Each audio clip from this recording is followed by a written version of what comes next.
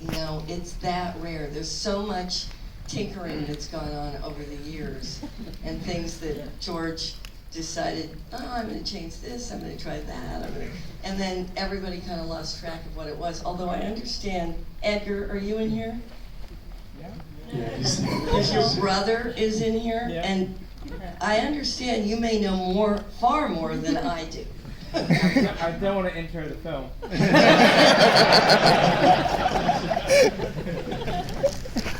So we can get more value out of this room. So this is enough time. We'll screen it again after this. Okay, well that just adds to the special nature of the scene. It's quite remarkable to be able to experience this exactly the way it was in 1977.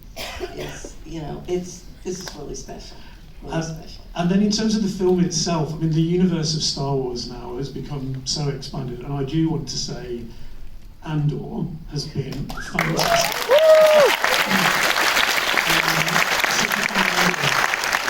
And thinking about how the world has expanded now, I also wondered within, as you bring filmmakers into Lucasfilm to think about making films that add to the Star Wars universe, does the film, not the print, but the film itself, does it exist as the sort of the stone tablet? Did filmmakers go back to it? No, I would say that this is the film that everyone starts with.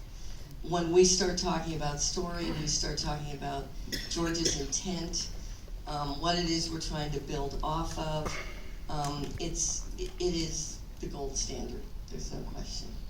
And I mean, we'll definitely really experience that. I watched about 5 minutes of this print when we were researching for it, and it is interesting how far back in time it takes you, and you really experience the joy of the sets and the practical effects, where you can, you can enjoyably see the edges of some of them as well. Enjoyably experience the edges. It revolutionised filmmaking at the time. It revolutionised effects. So I wondered what excited you now about the future of cinema and the future of... Well, I think what George created with ILM, and we did a really wonderful documentary, if you haven't been able to see it, in a 6-part series on the beginning of ILM. And it really does capture what was so unique about George's vision with where cinema could go. And that's something that we try to carry on in every single thing we do.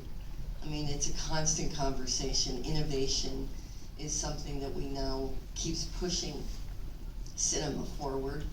And it's all based on the past, but we're constantly trying to reinvent the future. So. But still feeling a love for some of the practical effects. Constantly. As well. It's because I think for many of us that kind of came up through what Stephen and George and many of the pioneers of special effects did, it has everything to do with recognizing what's familiar in what you do.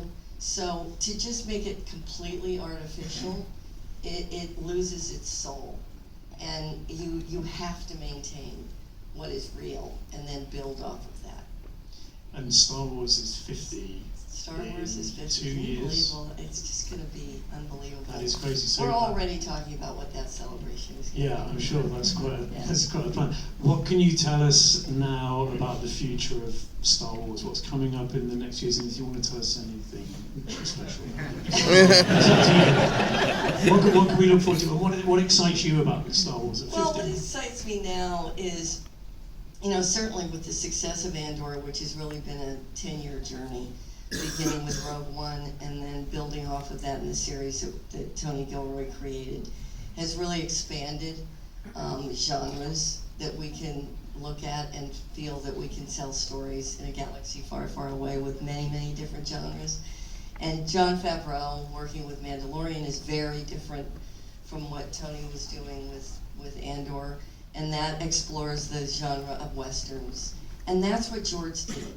He was constantly looking at film and the way stories build off of genre, and I really think that now we're in a position where it broadens the possibilities of stories and filmmakers that we can bring in to tell stories that mean something to them.